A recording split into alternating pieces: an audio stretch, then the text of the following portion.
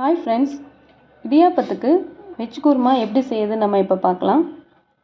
ஒரு பெரிய உருளைக்கிழங்கு எடுத்து சின்னதாக கட் பண்ணி வச்சுருக்கேன்.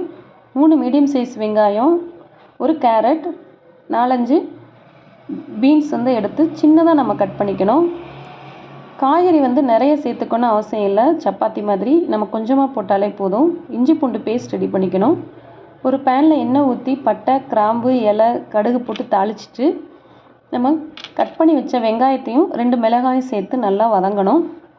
நல்லா வதங்கின உடனே இஞ்சி பூண்டு பேஸ்ட் சேர்த்துக்கணும். தட்டியும் போட்டுக்கலாம். பச்சை வாசனை போகிற வரைக்கும் வதங்கணும்.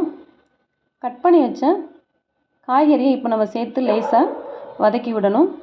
வெங்காயத்துக்கு ஈக்குவலாக நம்ம தக்காளி எடுத்துக்கணும். நான் 3 மீடியம் சைஸ் தக்காளியை மிக்ஸி ஜாரில் அரைச்சி ஊற்றிருக்கேன்.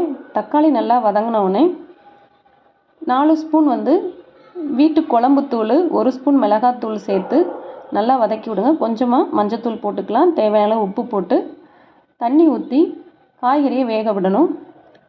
அதுக்குள்ளே நம்ம தேங்காவை நம்ம அரைச்சி எடுத்துக்கலாம். 4-5 தேங்காய் எடுத்துகிட்டு 2-3 முந்திரி பருப்பு, 2 மிளகாய், கசகசா, தேவையான கொஞ்சம் பொட்டுக்கடலை போட்டுக்கலாம். அதை நல்லா அரைச்சிட்டு இதில் சேர்த்து ஒரு 5 மினிட்ஸ் கொதிக்க விட்டிங்கன்னா வெந்துடும்.